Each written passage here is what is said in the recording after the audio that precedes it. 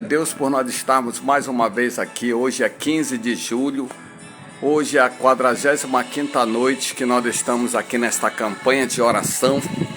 Hoje nós vamos meditar no livro de João, no capítulo 21, no versículo.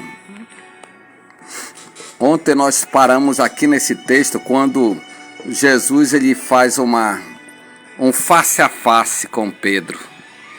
Eu gostaria de hoje mudar a pergunta, como eu coloquei ontem. Ontem o Senhor Jesus ele confrontou mais uma vez Pedro. Tem muitas pessoas que não gostam de ser confrontado. Olha lá. Olha a palavra que eu vou dizer aqui para você entender. Agora imagine se Jesus revelasse para você. Olha lá como é forte agora essa pergunta. A revelação ela existe. Existem pessoas que são profetas de Deus? Sim. Eu contei aqui desde a mensagem do primeiro dia do Evangelho de João, quando começa o livro de João, começa o livro de Mateus, a revelação já mostra. Tudo acontece. Deus ele fala de várias maneiras com o ser humano. Face a face, usando um profeta, em sonhos, em visões. Você vê que no caso de Maria, o anjo apareceu face a face e revelou para ela: ei, Maria, o anjo só faltou dizer assim: Maria, ele não disse essa palavra, você quer ser a mãe do Filho de Deus? Ele disse: Maria, você foi escolhida. Olha lá, porque ele sabia que Maria era uma pessoa com um coração voltado para Deus. Olha lá que eu estou dizendo aqui, meu irmão. Nem todo mundo tem um coração voltado para obedecer. O Senhor conhece os seus escolhidos. O próprio Senhor Jesus, ele diz aqui em João capítulo 15, olha lá. Ele diz que, ele fala ali que você é conhecido pelo fruto. O Senhor sabe quem é de Deus e quem não é. Vou falar aqui bem claro. O Senhor dá uma chance para muitas pessoas se converterem. Jesus fala isso, que tem 3 tipos de talento. Tem um que só tem 1 talento, tem outro que tem 2 talentos e tem outro que tem 5 talentos. Porque ele vê que realmente a potencialidade do ser humano. Tem muita gente que se qualifica. Assim como numa sala de aula, tem uns alunos super inteligentes e tem alunos que não são inteligentes, são desinteressados, mas todos são alunos. Na vida, em todas as profissões, em todas as áreas do ser humano, isso acontece tanto na área física como na área intelectual e também na área espiritual. Deus ele nos avalia por talento. O apóstolo Paulo ele fala isso dos talentos lá no livro de Corinto. Ele fala que muitos vão receber conforme o seu talento feito, conforme a sua obra feita aqui nessa terra. E aqui o apóstolo Pedro, ele é como qualquer um de nós, só que aqui Pedro, o Senhor cobrou de Pedro uma grande responsabilidade de liderança. Pedro não foi escolhido para ser papa. Vou falar bem claro, isso aí é invenção da religião. Pedro não foi escolhido para ser papa. Ele foi escolhido para ser um dos líderes, porque ele era o mais maduro de todos os apóstolos. Ele era o mais velho. E ele foi cobrado uma responsabilidade de liderança. Pedro, ele era uma pessoa como qualquer um de nós, uma pessoa que quer vencer, que queria conquistar, que queria pescar, que queria encher. O Senhor viu em Pedro qualificações físicas e espirituais, viu uma liderança. Aqui Pedro que negou Jesus foi o Pedro que confirmou a sua fé em Jesus Cristo, quando Jesus disse aqui: Pedro, tu me amas? Aqui, ó, no versículo 18 vai começar a revelação. É aqui que eu quero chamar a sua atenção. Quando nós caminhamos no reino de Deus, o Senhor revela para mim e para você o nosso caminho. Você acredita nisso? Eu acredito. Eu vou contar aqui para você lá no final. Vou abrir aqui a sua mente, olha lá. Na verdade te digo, que quando era mais moço, te incigia a ti mesmo e andava por onde querias. Mas quando já fores velho, estenderás as mãos e outro te cingirá e te levará para onde tu não queiras. E isso, olha lá, o apóstolo João revelando. E dito isso, significando com que morte havia ele de glorificar a Deus. E dito isto, disse-lhe, segue-me. E Pedro, voltando-se, viu que o seguia aquele discípulo a quem Jesus amava, e que nascesse recostara também sobre o seu peito, e que disse, Senhor, quem é que te há de trair? Pedro aqui está falando de João. João está testemunhando aqui, ó. Vendo Pedro a este, disse a Jesus, Senhor, é deste que será? E deste que será? E disse-lhe Jesus, se eu quero que ele fique até que eu venha, que te importa a ti? Segue-me tu. Olha lá essa palavra aqui, eu fico pensando, sabe? Eu já fiquei pensando nessa palavra, né? Pedro ali, ó, com João. E divulgou-se, pois, entre os irmãos o dito que aquele discípulo não havia de morrer. Jesus, porém, não lhe disse que não morreria, mas se eu quero que ele fique até que eu venha, que te importa a ti? Este é o discípulo que testifica dessas coisas, e as escreveu, e sabemos que o seu testemunho é verdadeiro. Há, porém, ainda muitas outras coisas que Jesus fez, e se cada uma das quais fosse escrita, cuido que nem ainda o mundo todo poderia conter os livros que se escrevesse. Amém. Olha, aqui eu estou lendo o texto bem claro, porque isso aqui é uma linguagem literal da Bíblia. Literal quer dizer, está bem claro. O apóstolo João, que está escrevendo e está dando esse testemunho, ele disse o que ia acontecer com Pedro. Que morte ele ia ter. Ele foi pego por um soldado aqui, ele foi levado para ser sacrificado e muitos historiadores dizem que Pedro foi crucificado igual Jesus. A morte dele foi para a glória de Deus, como ele está dizendo aqui, ó. E disse, significando com que morte havia ele de glorificar a Deus. Ele sabia que ele ia ser sacrificado. Viu?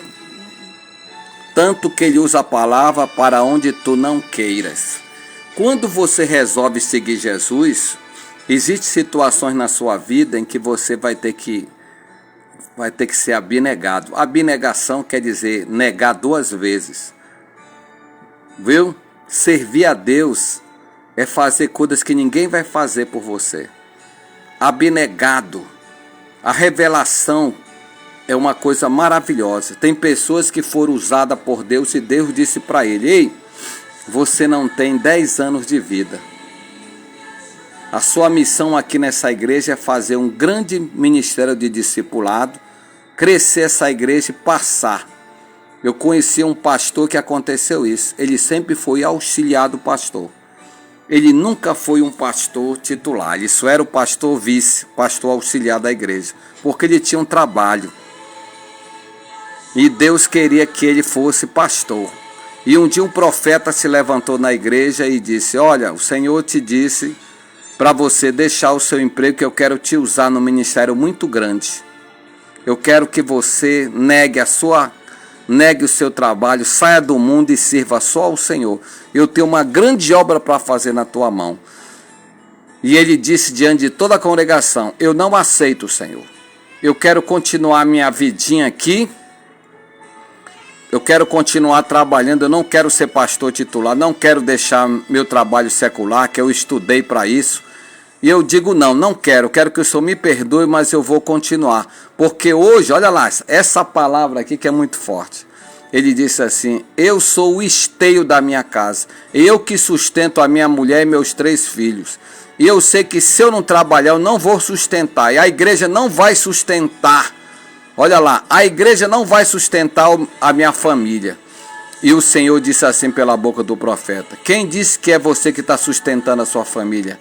Eu que estou guardando a sua filha, os seus 3 filhos, a sua esposa, eles nunca adoecem, para que você esteja mais forte na obra. Mas eu vou dizer uma palavra da profecia para você. Como tu rejeitaste a palavra do Senhor, teu tempo está limitado. O Senhor passará para outro. Mas não se preocupe, você tem pouco tempo de vida. Você tem pouco tempo de vida, mas não se preocupe com a sua esposa, que Deus levantará outra pessoa para cuidar dela. Esse pastor, ele por ter dito não, ter rejeitado a palavra de Deus, ele teve menos de 2 anos de vida. Ele teve um câncer fulminante e ele morreu.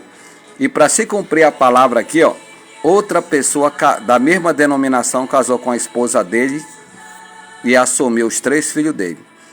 Eu estou contando isso não é como castigo, que muitas coisas Deus fala com a pessoa. Tem muitas pessoas que têm talento, que foram escolhidos por Deus. Conheci muita gente assim, que Deus chamou, Deus levantou, mas eles se meteram com coisas erradas e abandonaram o mestre.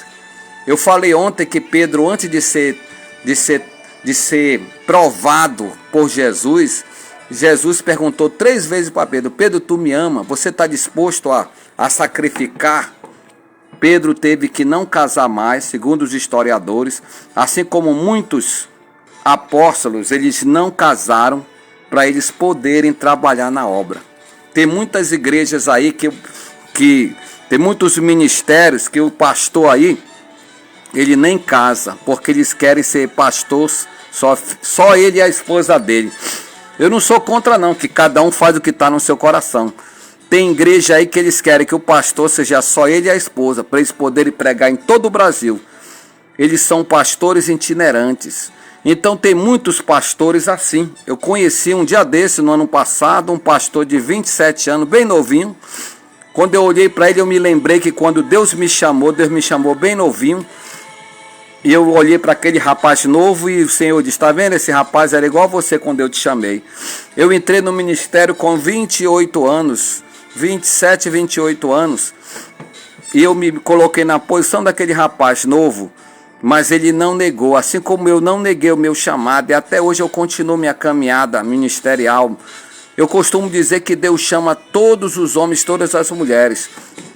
Muitas pessoas, elas negam o seu ministério, elas enterram o seu talento. Olha lá, Pedro não aceitou, aliás, Pedro aceitou o seu chamado, aceitou que ele ia pagar o preço. Já imaginou o Senhor dizer que você vai morrer? Eu conheço pessoas que Deus revelou que ele ia morrer e eles aceitaram a situação, dizer: eu estou disposto. Conheci um grande homem de Deus aqui na Cidade Nova, que ele levantou uma igreja e Deus revelou que ia levá-lo. Ele insistiu dizendo assim: Senhor, eu não quero.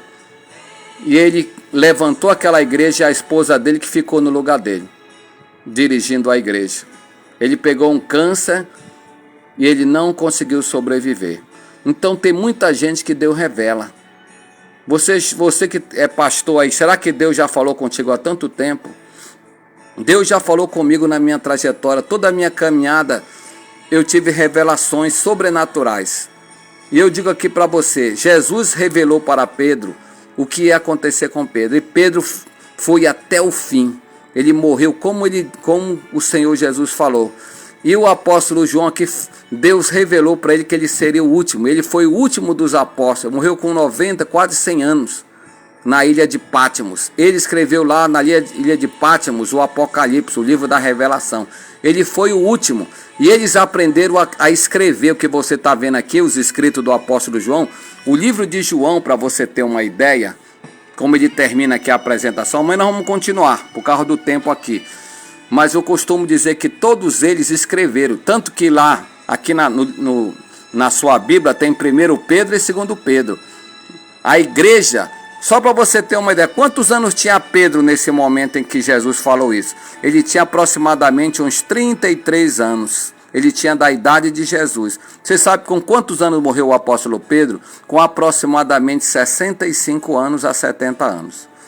Ele morreu até a morte de Pedro, não aparece aí, mas até o capítulo 12, 13, ele já está com aproximadamente 50, 60 anos ali. Então não pense que aqui, até chegar no capítulo 7, a igreja já tem 20 anos que Jesus já subiu e a igreja está crescendo, crescendo, crescendo.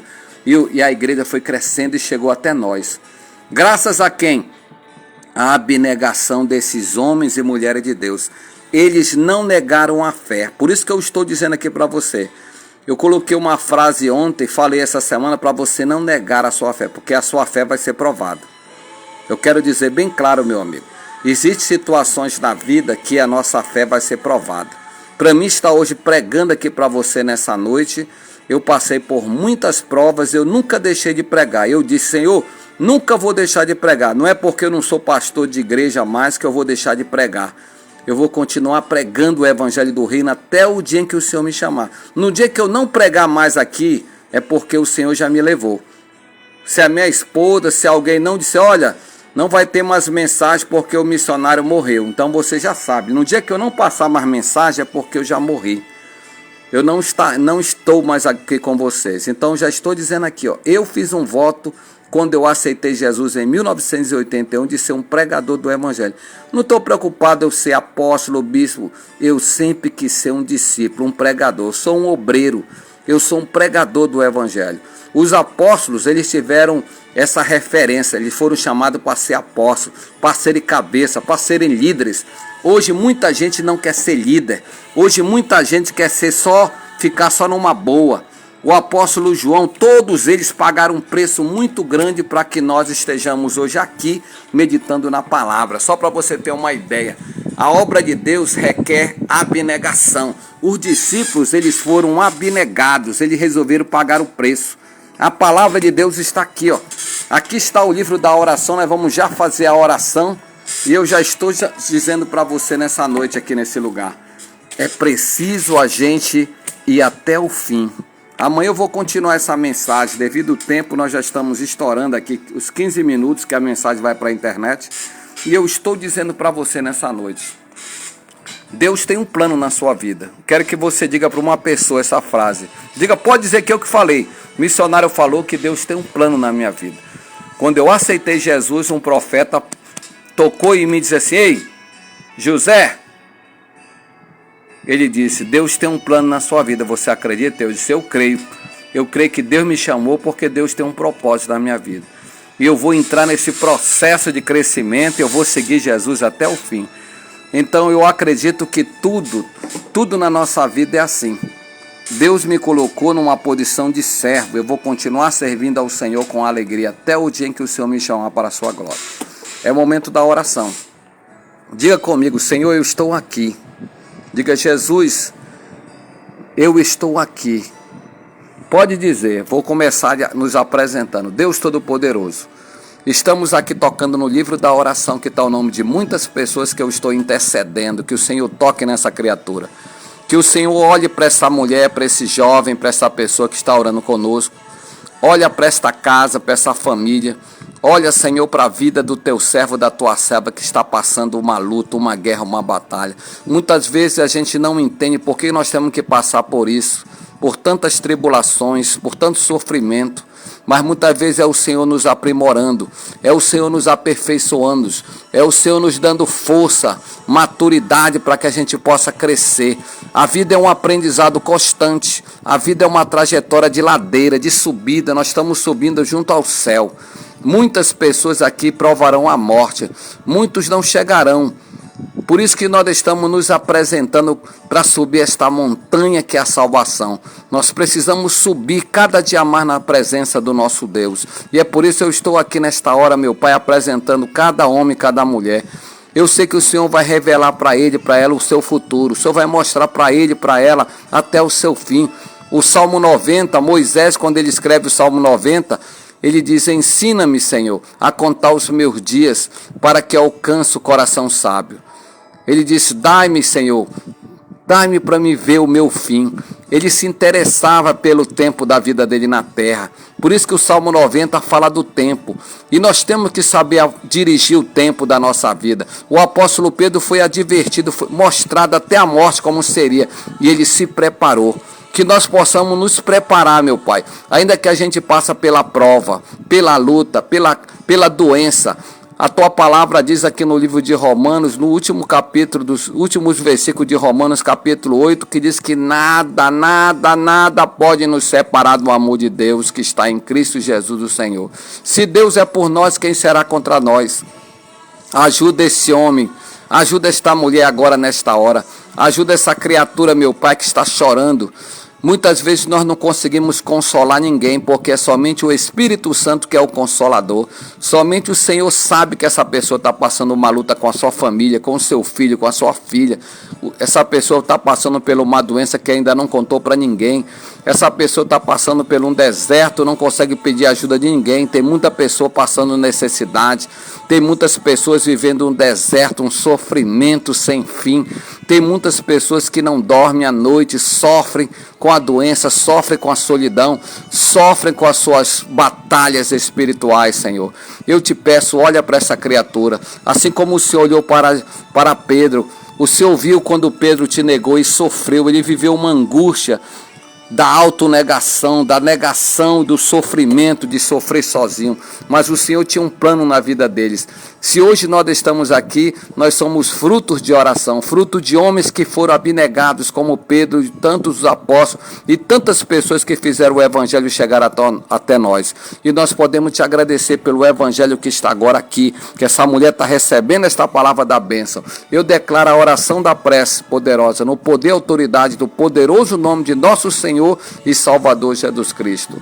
Diga amém, diga eu creio, diga eu tomo posse, diga a vitória já é nossa pelo nome de Jesus.